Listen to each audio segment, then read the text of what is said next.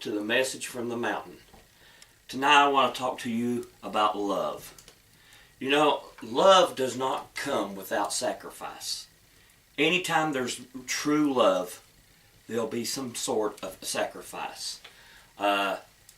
If you get in a relationship like with me and my wife, when I was single, I done what I wanted to do. I went where I wanted to go. But once we got into a relationship and I had a love for her, I began to sacrifice the things that I would want to do to show my love for her. I would go and do things that she wanted to do, and her likewise. And tonight I want to show you how God gave a sacrifice to show His love for us.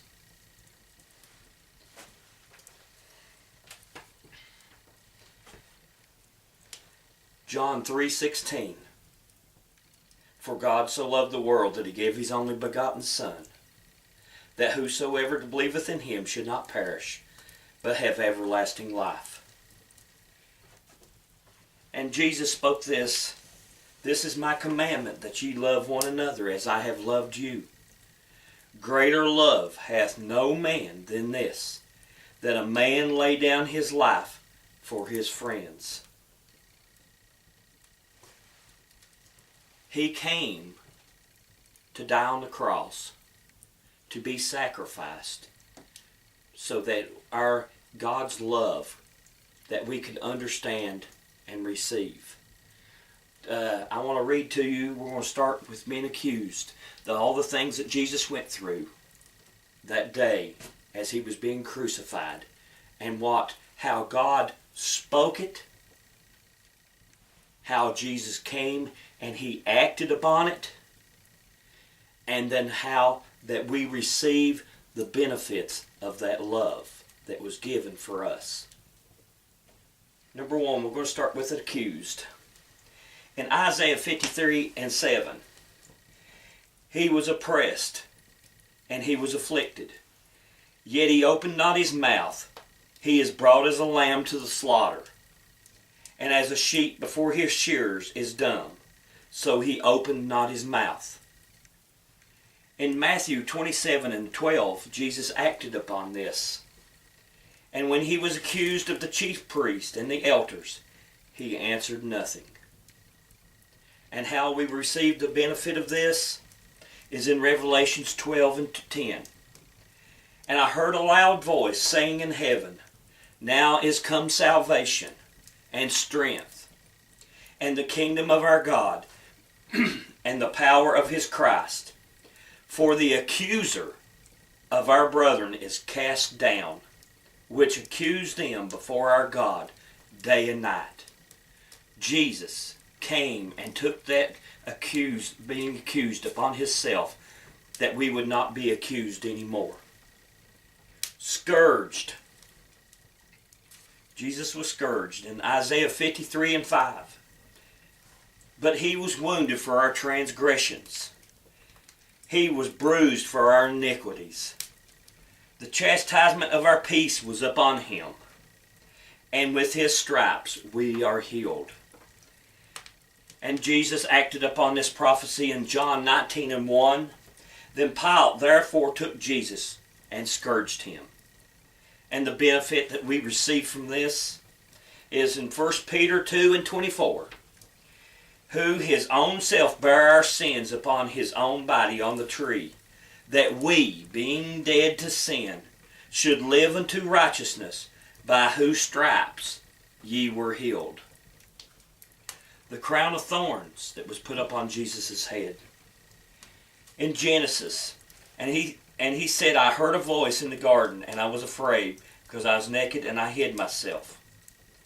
And unto Adam He said, Because thou hast hearkened unto the voice of thy wife, and hast eaten of the tree of which I commanded thee, saying, Thou shalt not eat of it.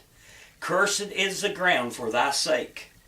In sorrow shalt thou eat of it all the days of thy life.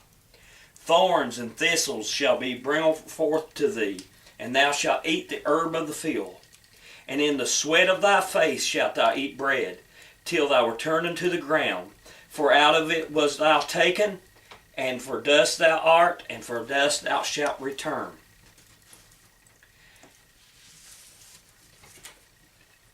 And in Matthew 27 and 28, this is where Jesus acted upon it. And they stripped him and put on a scarlet robe.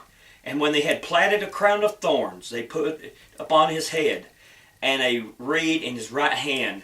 And they bowed the knee before him and mocked him, saying, Hail, King of the Jews!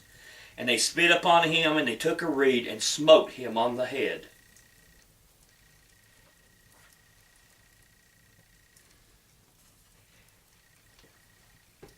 Jesus took the shame of the curse that was put upon us in the Garden of Eden, that the thorns would come up. And they platted a crown of thorns. And that man would have to earn his living by the sweat of his face. And they pushed the crown of thorns down upon his head, up onto the sweat of his face. There, in front of everyone, they mocked him, they beat him, and he wore the shame of our curse upon his head, on the sweat of his face. What a love that he gave for us, that he took this. And the benefit that we received is in Isaiah 53 and 13. Instead of the thorn shall come up the fir tree, and instead of the briar shall come up the myrtle tree. And that shall be to the Lord for a name, for an everlasting sign, that all shall not be cut off. Bearing the cross. In John 19:16, then delivered he him before unto them to be crucified, and they took Jesus and led him away. And he, bearing his cross, went forth into a place called the place of skull, which is called in the Hebrew Golgotha. And Jesus said unto his disciples, If any man will come after me, let him deny himself, and take up my cross, and follow me. And, you know, the cross was a very heavy thing. He carried it as far as he could go. When he could go no farther, he fell to the ground. And that's when they picked Simon out of the crowd, and Simon carried it on up the hill. But he had to carry it as far as he could possibly go. And what did this mean for us? In Matthew 11 and 28, Come unto me, all ye that labor and are heavy laden, and I will give you rest. Take my yoke upon you, and learn of me. For I am meek and lowly in heart, and you shall find rest unto your souls. For my yoke is easy, and my burden light.